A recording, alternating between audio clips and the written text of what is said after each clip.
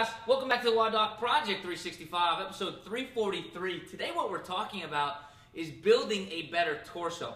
Now, I got a little concept, so try to follow along with me here.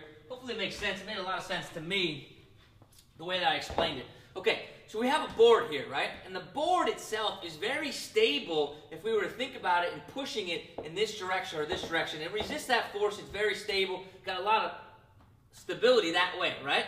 Now, however, if I just take my finger off of it, it falls over inevitably from one side to the other because it's relatively unstable or very unstable from the left side to the right side. Does that make sense?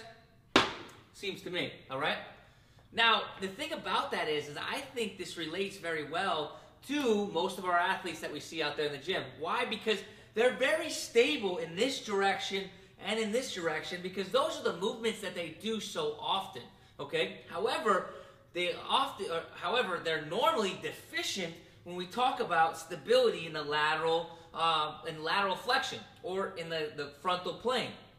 So the thing about that, though, or the problem with that is because we need to be able to be stable in all directions. Because if we're not, the whole entire system is at fault. And in this case, it just means a board falls over, but in our case, in our body's case, it means that we could fall into a lateral flexion and possibly get ourselves injured. So how are we going to improve that? How do we improve our torso? How can we go make steps into building a better torso? Okay, here's what we're going to try to do. We're going to take 3 movements, and they're pretty simple, but that being said, we're still going to go from the simplest to the most complex. We're going to start out with a static hold, move to a more dynamic hold, which is going to involve concentric and eccentric motion, and then move to a position in which our torso has to stay stable, but our lower extremities are moving, okay? So, and those 3 movements are going to be a lateral plank or a side plank. It's going to be weighted lateral bends, and it's going to be farmer's walks or suitcase carries, whichever one you want to think about it, okay? So, a couple things to keep in mind for all these movements. All right, and that's, well, I should just say one thing, one sole thought you should have for all these movements, and that's going to be chin, sternum, and zipper.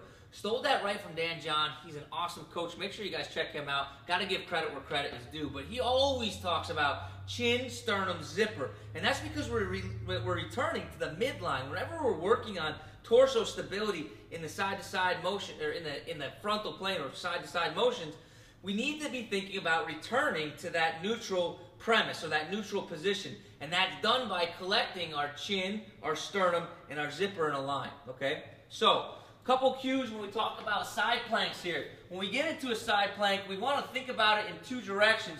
Yes, when we come up here, we want to make sure that our elbow is stacked on top of our shoulder, and our other shoulder is stacked on top of the lower shoulder. The upper shoulder is stacked on top of the lower shoulder. So we have elbow, then lower shoulder, then upper shoulder, and they're all in a line here. And we are collecting chin, sternum, and zipper all in a line there. But also, when you look at it from this direction, we also want to make sure that we're not tipping forward or dumping backwards, because that would mean that our elbow, our lower shoulder, and our upper shoulder are not in a line, okay? So our first task is to accumulate 5 minutes on each side, static hold, lateral planks or side planks, okay? Next thing that we're going to do is we're going to go the next step up from simplicity, and we're going to go to a dynamic movement, okay? And that's our lateral side bends. Our lateral side bends are just holding a weight to one side and returning back to that chin, sternum, zipper line. So we go ahead, we grab our weight, okay? Begin in our chin, sternum, zipper. Reach all the way down as far as we can, staying in a neutral position. What I mean by that is that if you look at me sideways, this would be continuing to be a neutral position. If I have to reach forward or reach backwards, that's even worse. That would be faltering out of that neutral position. We want to be able to stay in that neutral position and come back up. Return to that chin, sternum, zipper line. So it's go all the way down as far as I can, return back, chin, sternum, zipper. And try not to hike the shoulder. Try to pull back, almost like if I'm sliding my hand into the opposite pocket. Boom, okay? but try not to over-rotate like what I just did, okay?